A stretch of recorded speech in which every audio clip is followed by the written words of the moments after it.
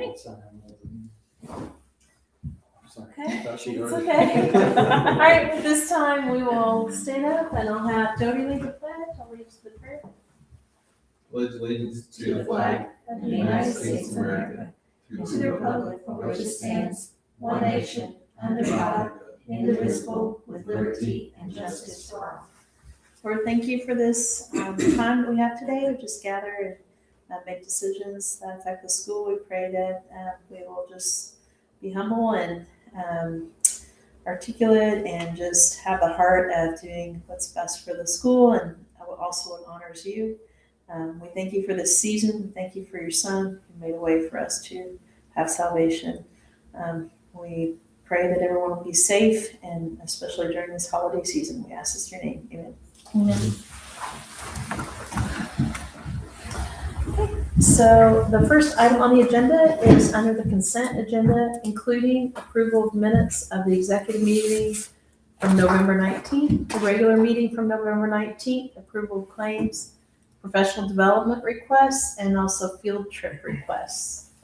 Are there any questions, additional questions on the consent agenda items? I will comment just in case you haven't had a chance to I see did your see it. email. Okay, perfect, that there's a 1 cent difference on one of our claims. And so Tamara's reissuing the check, so we have the correct number Okay, noted for that. which claim is it? It was claim 54,487, and it's now gonna be claim 54,531. You say one. It was cent? Page's Music, sorry. 1 cent? 1 cent. It was all a penny. They don't make pennies I was anymore. saying, there's 20 stores out there. That'll be worth more money. Okay, so I'll entertain a motion to approve the items on the consent agenda. I'll make a motion to accept the consent agenda. I'll second. All in favor? Aye. Next is comments from patrons concerning items on the agenda. Okay, no patrons here, so we'll move on to new business. And the first item is additional appropriation hearing, and I will turn it over to Mrs. Huff to explain this. Okay, so we have, in order to do an additional appropriation, we hold a hearing, and then we'll close the hearing, and at that time, if you are comfortable, then you would vote on passing a resolution for us to do an additional appropriation. So we set our appropriations 18 months in advance, and so we knew pretty early on in the summer that we were going to need to do an additional appropriation in our education fund, especially since it was a negotiations year, and we were going to be doing raises based off of how negotiations went. And so at this time, I'm proposing that we do a $100,000 additional appropriation in our education fund.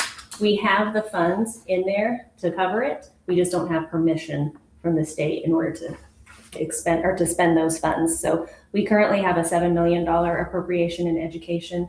This will put us at a 7.1, and then we have built out for the 26 year a 7.3 appropriation. Any questions during the hearing? And we'll also add that one thing that we did change in 25 that we wouldn't have known 18 months ago is our curriculum materials fund got moved into our education fund as well. So we were still spending the same amount of dollars. It was just coming out of different funds prior. So then that also goes against our appropriation in the education fund. So do we need a motion to open the hearing? You don't need a motion. Okay, Nope. just, we're in the hearing. And then we close it, and then, like I said, if you guys are ready and comfortable to make a motion to pass the resolution, then that's the next step. Are there any questions about the need for the appropriation, additional appropriation? Okay, all right. So this time we will close the hearing. Mhm. And I will move that we approve the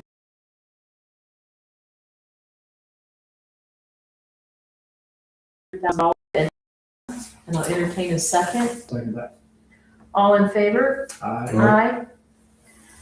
The next item on the agenda is C,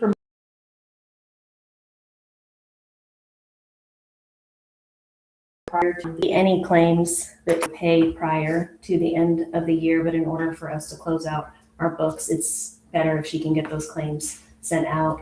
And so you grant her permission to do that prior to you seeing them, but you will vote on the claims in January. Pretty standard. Yes, yes, we do it every year. Okay. So at this time, I will entertain a motion to grant permission for the treasurer to pay any outstanding bills prior to the end of the year, and I'll entertain a second. I'll second that. I will make the motion, Oh, I so thought you made it. I said entertain, Okay. so, I'll make the motion then. okay, that's okay, it's my fault. All in favor? Aye. Okay.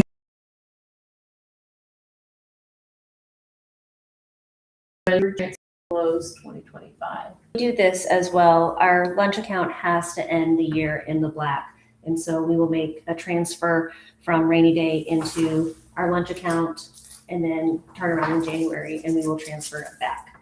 Our cafeteria fund is one of the funds that we have been working on. We closed out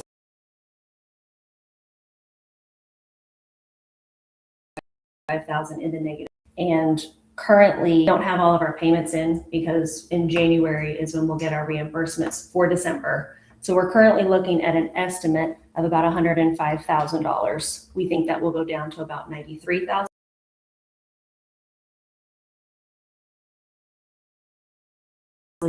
So Tam meeting with Trish, our food service director, and we've been looking at how many trays are we selling a day, what are we serving, what are popular items that the kids like.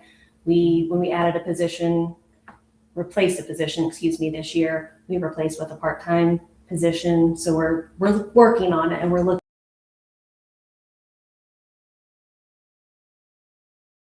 at fund account, maybe what can we do to get our meals up. And so we're going to be doing interest surveys with the students, and not ones that we just send out a paper copy for them, because I don't think we'll get as much feedback from them, but it's going to be more sitting at lunch tables with kids and talking to kids and finding out what their feedback is and what we can be providing for them at lunch. So we currently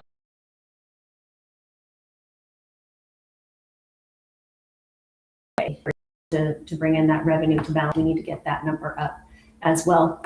Cafeteria fund, though, is just like every other one. It's been hit with inflation. Food costs are up.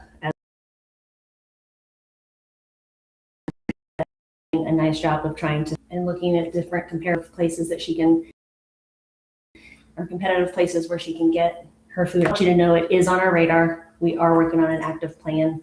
And again,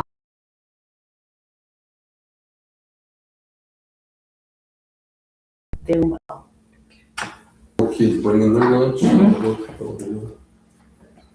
And that's one of the things I want to find out. Is that a trend everywhere? Is it more our community? Is that more, prominent here? I'm not sure on those types of things. So I'm going to do some more research on that and continue to work to see what we can do to turn that around. There's nothing. And the amount is about 100,000. About 105,000 is what she's. Again, once we see what that negative balance will be, less than that. Okay. All right. Any questions, additional questions? Thank you for the explanation. So now I will entertain a motion to grant the permission for the treasurer to transfer to lunch account close 2025. So I'll second that. All in favor? Aye. Aye.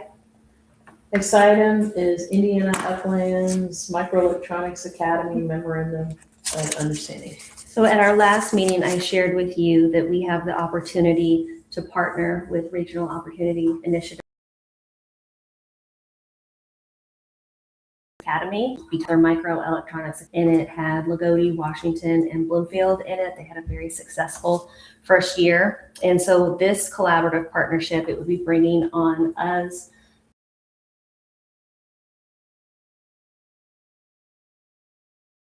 Well Systems is the current industry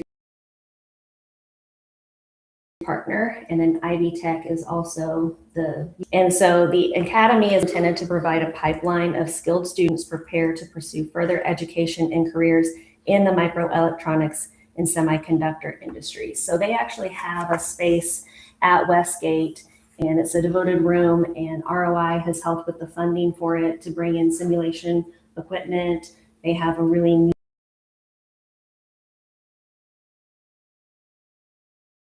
to put on to go into the 24 students in this next upcoming year. The goal is to get it up. We actually have 2 seats. So they've structured it. The 3 founding schools are going to get 16 of the seats, get 2 seats. If the first founding schools can't provide enough students to fill those seats, then they would go to the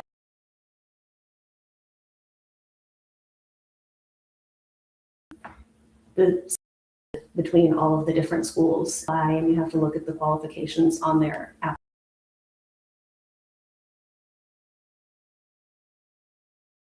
Schools approve which students be in or be a part of it, but we also asked that the program director come.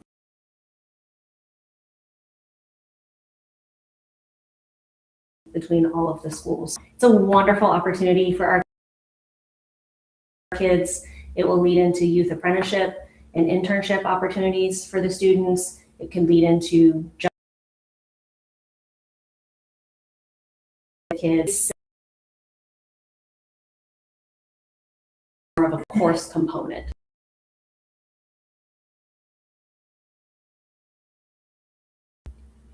And then do this? They go to Westgate. Oh, that's great. Thank you for the explanation. Any questions? We have this in our packets, this agreement.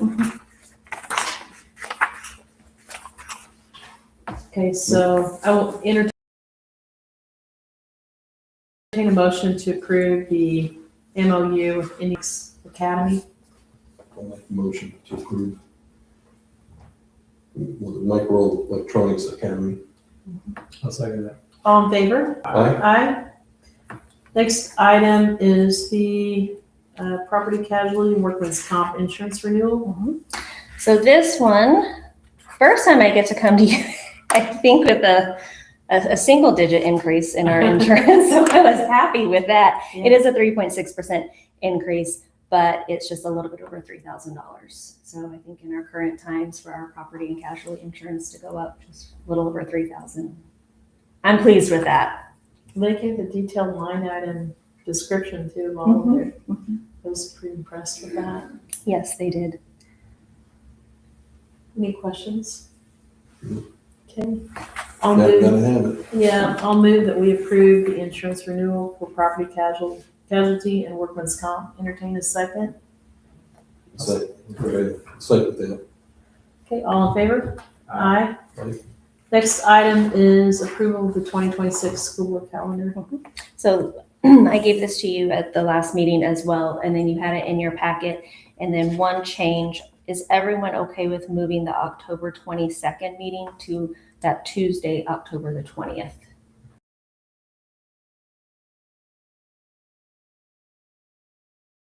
Make sure I have to the dates. I know it seems like every day you pick, I'm gonna be out of town. Okay. I'm starting to feel I'm just gonna be out of town all day. We I don't know. have a busy year ahead. So I haven't planned that far ahead. Well, I thought I could maybe do virtual, but that is the day of the other board that I'm on. That's the date of their board meeting. So I was like, that probably wouldn't work out. Yeah. So thank you. Yeah, no worries. Okay.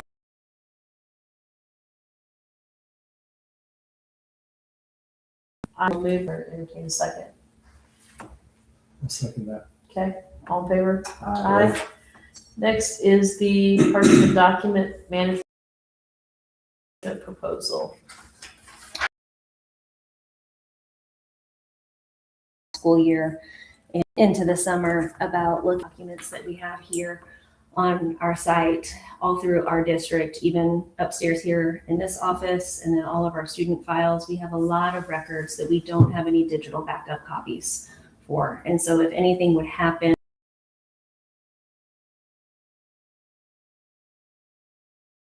we have would make it very difficult.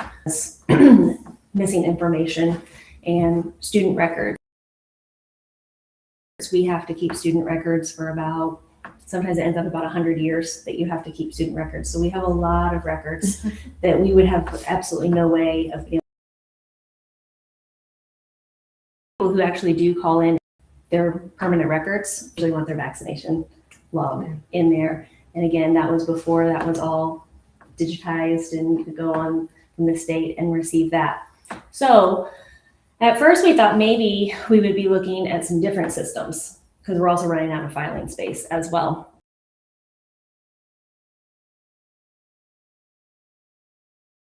In Parchment, and we use Indiana uses Parchment as a K-12 way for schools to send transcripts. And so all of our seniors use it whenever they go to college.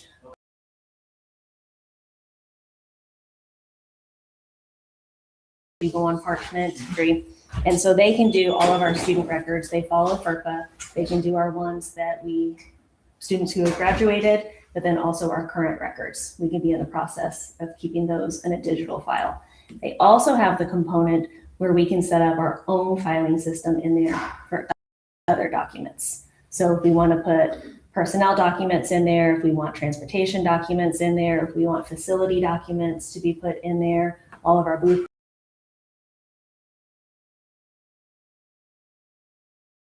One of the pieces of systems that we could get, some digital systems are just that. They're a digital filing cabinet. And so the documents get put in.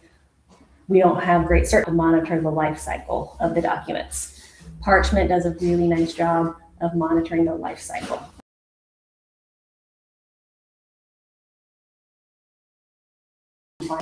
Digital filing system, it's also a digital system for us.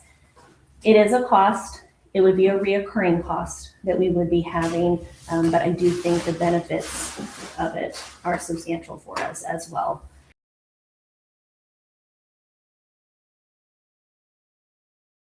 When student records requests as well, have them all in one location, be able to easily access them and to send them to another school with more security than what we can currently do. So at some point, once we have the Parchment documents, that's what they're going to help us go through and determine these are documents that it's safe to go ahead and destroy.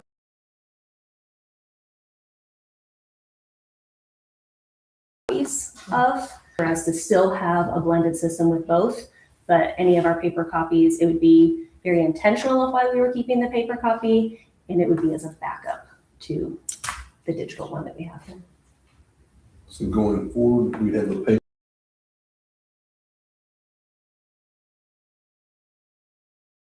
We already go to the digital because we need to have both systems. It wouldn't really be a solution for us on that. But there will be documents that we need to keep.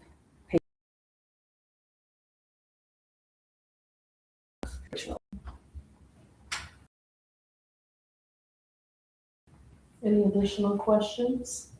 Okay. Approve the Parchment document proposal. I'll make the motion to accept the Parchment document management proposal. I'll second. All in favor? Aye. Aye. Next is the policy review, coordination and development proposal. Policy. We currently have Neola as our policy. Neola, we had a book and all of our policy book. And so when Neola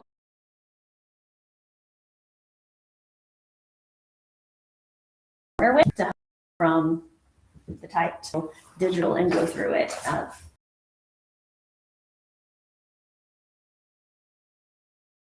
they have national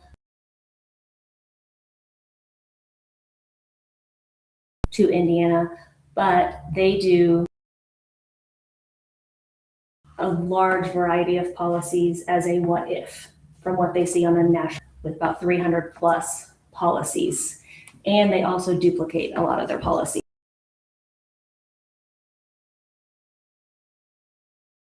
Written for and then also written for our classified staff. And it's this same policy.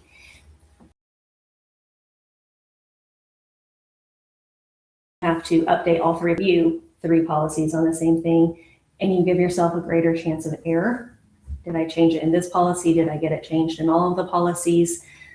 What CCHA does is it puts it all on one document, and it'll just name the different groups on there. So same policy. So they condense on that. So they give us about 100 policies that we are required to have. And then it seems about each school has about 20 additional policies that they feel a good fit for their school to have. So you go from about 300 policies down to about 120 policies. And they're a law firm, and so they defend the policies. And that was kind of where they came on the scene, and they said that a lot of times policies that they're defending for schools, they don't like the policies, they don't like how the policies are written, and they're hard to defend in court. And so that's kind of where they decided we need to start helping schools write policies, since they are the ones who are defending them in court, write them in a way that they can defend them. They've also heard again that it's very cumbersome to change the policies. Right now, whenever I go in to get the updates for us to change them, and you guys have seen this because I give you the copy where you see all the red lines on there, I'm having a very hard time knowing what changes are new and what changes have happened in the past, because once they redline something, they leave the red line, and then the next time they just add more red line to it. So I'm having to sit with the original policy that we have on our website, the forward-facing one, and the one with all the red line, and read every single line. It's very, very time-consuming. And with the updates and stuff, we were behind in our policy updates when I took over. We're still behind trying to make some ground up on them. But I would like to move to CCHA so that we can feel better about knowing our policies are easily accessible for people. They're accurate. They're easy for people to read. Right now, we haven't had a strong common practice of going to our policy, even from our building. And so I think if the policies are condensed, it's easier for people to use them and follow them better. And so we put ourselves at a great liability if we have a policy in place and we're not following it. And if we have so many and we don't know what we have a really good chance that we've got something in policy that we're not following because we just don't know that we have it. So the red lines will disappear. we'll have red lines, but how they do it is different. So It'll be updated. what they will do is we will adopt a policy. They'll give us the red line for it. We'll make our selections how we normally do. But then whenever they go to do an update for us, we get a new red line copy. So it's our current policy that, as we've approved it, and then they just mark the red line changes on that one. The other piece about that is we will own all of our policies, so we will have a physical copy of all of them. Right now, everything is in Neola's system. And so we'll have to pull all of that out of Neola and get all of that from them. So we'll have to make sure I have to go in and I have to download all of our policies and make sure we have a record of all of them. So it is a cost, and I do understand that, to switch to them and stuff. But I think in the long run, it's worth it as far as being able to secure that we have our policies how we want to have our policies. The reoccurring cost is not going to be different. I think the reoccurring cost might actually end up being cheaper for us. The way they end up billing us is if we have a large legislative session and they have to go in and do a lot of policy work, our price is going to be a little bit higher. But if we only have a few policies that we have to change, we only get charged for basically the work that they do. Any questions? And you gave us a breakdown of the cost. No problem. Okay. This ISBA has a policy. Do they still have a policy service? They have policy guidance that they give out. They don't really have the whole policy like this, the whole policy system where they come through and they help you do every policy. When new changes are made, they will push out guidance and say, hey, make sure you have this in your policy. Okay. Anything else? No. Okay, so I will entertain a motion to approve the proposal for CCHA policy review, coordination, and development. I'll make the motion for the CCHA policy review or development proposal. Okay, I'll second. All in favor? Aye. Aye. Next item under personnel, end of employment. Yes. So we have Jessica Barber. She has been a para for us, mainly hired by the co-op, but then we also employ her for an hour and a half each day so that she can be here for a full day. She has been a para for us for the past 5 years in middle school. We are very thankful for the work and the time that she has given to our students. She has a great relationship with our staff and our students, but she would like to go on and pursue furthering her education and get into the nursing field. So we would like to wish her the best of luck as she pursues that. And again, we are very thankful for the time that she's given to us. That's good. So any questions? Okay. I will move that we accept the resignation of Jessica Barber as a middle school special education para. Entertain a second. So moved. Second. Okay, all in favor? Aye. Aye. Next item is superintendent report. Before we get to that, I'm going to ask if we can add one more item, and it would be that you would grant me permission to hire her replacement prior to the start of the school year. That way we can get started with that in January. Okay. So I'll entertain a motion to approve Mrs. Huff, make an offer to hire to replace the middle school special education para position before the end of the year.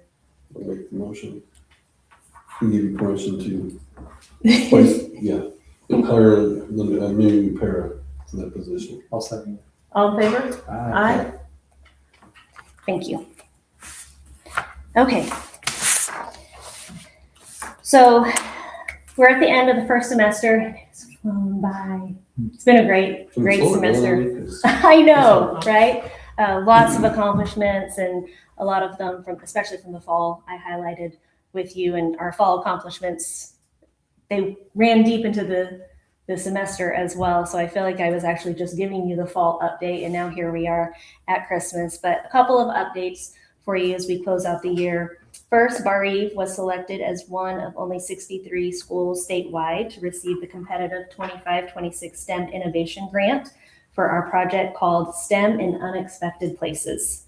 This grant will help us expand hands-on inquiry-based STEM learning for our students, and it builds on the success of the STEM bags that we provided earlier in the year. We did that at the very beginning of the school year. We had kits that were all put together and prepared for the teachers, and they were able to come in and pick them up and then take them back to their classroom, and then they were able to do them in their classroom. So just taking a little bit of that prep off of them. The other thing that I really liked about that opportunity and this one as well is it goes across all grade levels and content areas. So it's K-12. It can be an English teacher coming in. It can be a social studies teacher coming in saying, I want to do more with STEM and hands-on learning. So really excited about that. I'll give thanks to Dina for writing that grant and for getting help from our staff as well to give input on that.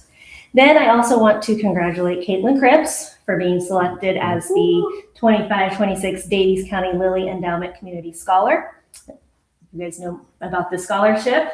Alex, you're very familiar with it, but it's a remarkable achievement awarded to only one student in the county, and it reflects her academic excellence, leadership, and service. And I got to be there when it was presented and to listen to Mrs. Sword, what she read about Caitlin, just phenomenal student. And so very, very happy for her and her family. We are continuing to work closely with Ice Miller, Baker Tilly, and Policy Analytics as we prepare for the referendum that we are looking at for the 2026 school year. Great question and stuff. And so a lot of what I was going to share, I went ahead and I emailed it to you guys. And so you have that information, and we'll work on a date Thank you. for that as well. And then as we head into second semester, we're going to be focusing on curriculum and data review meetings. We've done first semester. We had to wait on iLearn checkpoint data to come back in. So now we're ready to get rolling with that and get moving in that direction, continuing with our Ready Schools and continuing to strengthen our instructional and leadership systems all across the district. So We've put some new things in place with our admin team and in some of our instructional areas, and those are going well. So I'll have more to share about that second semester, but excited on the work we're doing. And then I just want to thank you guys for another great first semester, along with our staff and our students and our community. Again, it's been a fast one, but it has been a joy, an absolute wonderful start to the school year. Thank you. Thank you, Mrs. Beck. Thank you. You're very responsive and you give a lot of thoughtful, detailed answers to our questions. So we appreciate that. It's easier to make decisions when you have good information. That's my goal. I try to give you enough You do a lot information of that you can make a decision. Explaining. I was very impressed with your email this morning. I was like, wow. But I guess it was things that you were gonna go through with us anyway. So And we had just sat down and had that meeting and gone through that as well. So that helped me. okay, great. All right, thank you. Any board comments? Just, you, along with Caitlin, congratulating Brendan Cornelius for being first runner-up as well. If you go back the last 4 years, I can't remember the fifth, the last 4 years, we've had 3 Lilly Scholars in a row. Mhm. And the last 4 years, they do Lilly and then first and second runner-up. We've had 9 of the 12 spots in those top 3 the last 4 years. Wow. So that speaks to our students and our admin team that's prepping them and preparing them, helping them, do the best that they can and put their best face forward with that. Great. You said we had 3 in a row? The last 3 in a row, and 9 of the last 4 years, 9 of those top 12 spots. I was wondering about that, and I seen they announced that. I was like, I never really had it in a row. It's great. It really is. And a lot of credit to Mrs. Swart on that as well. Yes. She works Yes. so hard with the students and so closely with them to prepare them. So very, very happy that her work is paying off for our kiddos, but Yeah. very thankful for her. It's excellent. Okay. Any other questions or items for the board from patrons, which we have none here, and other on the agenda, and I don't think we have anything else to discuss. The only thing I'll add on that other thing, thank you to Lily for doing that, and thank you for the local representatives of that interview committee there. They put in a lot of time and work on that as well. So, They did a lot of homework. mhm. Good stuff. It's a tough job. Okay. So the next meeting will be Monday, January 12th at 1 p.m. It is a reorganizational meeting where we will have a Board of Finance meeting first at 1 p.m. and then a regular scheduled board meeting at 1:15. And we will be electing officers for the coming year. Okay. Any additional announcements before we? Okay, then I will move to adjourn and I'll entertain a second. Second that. All in favor? Aye. Aye. Okay, great.